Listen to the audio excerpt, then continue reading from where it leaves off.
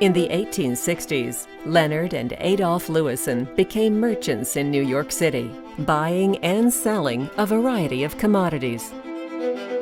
During a meeting with Thomas Edison, the Lewisohns learned about copper's potential. They decided they needed to secure a dependable supply. During the 1880s, the brothers invested in the Boston and Montana and Butte and Boston mining companies in Butte, Montana. In 1895, the Lewisohns bought the Old Dominion mine in Globe, Arizona. They built a rail line to connect the mine to the Southern Pacific, but flooding in the mine became a problem, and it was sold to Phelps Dodge in 1903. After Leonard's death in 1902, Adolph continued his mining investments. With the help of consulting engineer J. Park Channing, Adolph developed sources in Tennessee and in Arizona, where Miami Copper Company began production in 1911. The Lewisohn firm had smaller operations in New Mexico and in the Helvetia-Rosemont area of Arizona. The Lewisohn family retained the rights to the Helvetia-Rosemont copper properties. Thanks to modern technology, Helvetia-Rosemont is one of the best copper resources in the U.S.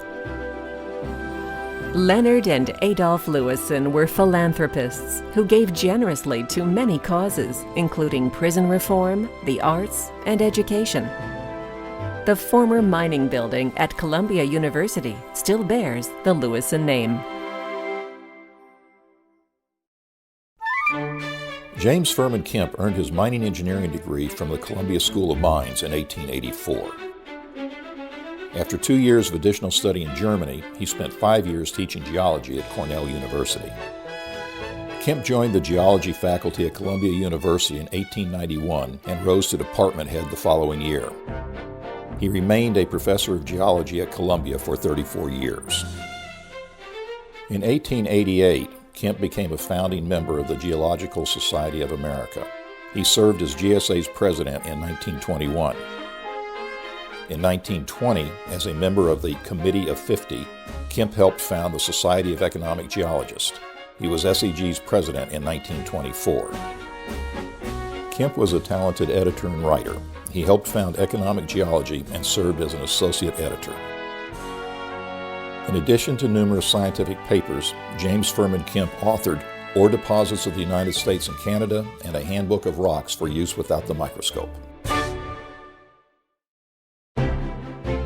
Roscoe Channing was a member of the Princeton class of 1890. A star halfback, he earned a spot on the first All-American football team. Channing began his career on the Mesabi Iron Range in Minnesota. In 1897, he became the youngest mine manager there. When the Spanish-American War broke out in 1898, he joined the ranks of Teddy Roosevelt's Rough Riders as a private. Channing returned to the Mesabi after the war, but soon left for the Utah Consolidated Mining Company's Highland Boy mine in Bingham Canyon.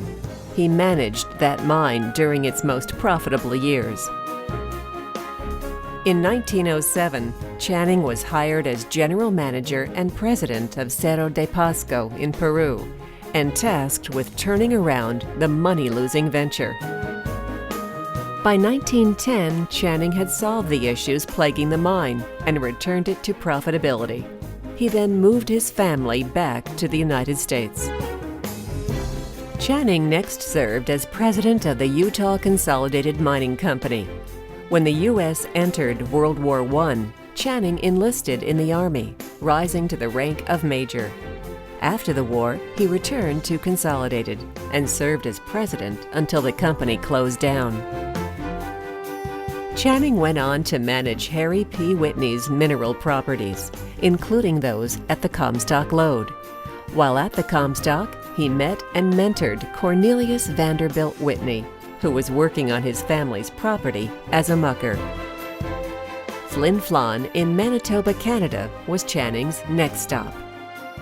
Research he directed there created the breakthroughs that made it possible to separate and concentrate copper and zinc ore. Channing's technical expertise, plus financing from the Whitney family, laid the foundation for the Hudson Bay Mining and Smelting Company.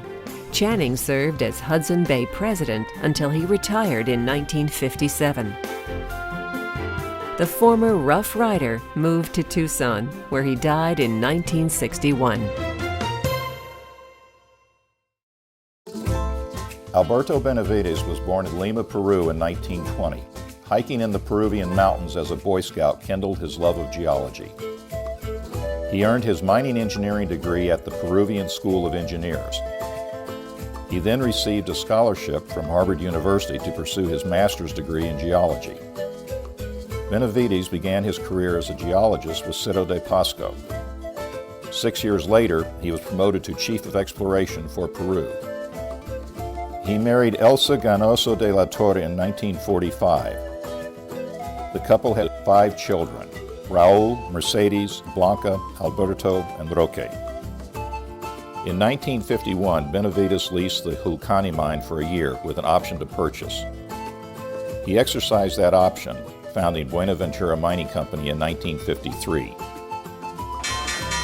Buenaventura became the first Peruvian company listed on the New York Stock Exchange. Meanwhile, Benavides continued his work with Cerro de Pasco. He became president in 1964, requiring him to move to New York City. In 1971, Benavides left Cerro de Pasco. He returned home and organized a mining department at the Pontifical Catholic University of Peru. He also assumed a more active role in managing Buenaventura. In addition to Julcani, the company now had operations at Huachacopa, Orcopampa, and Uchuchaqua. Under Benavides' direction, the company added 7 new mines, bringing the total to 11. Benavides was instrumental in privatizing Cerro Verde, the formation of Yanacocha, and the discoveries at La Santa and Tantahuatay. During a career spanning 71 years, Alberto Benavidez successfully grew his company and helped improve his country. He received numerous awards for his efforts.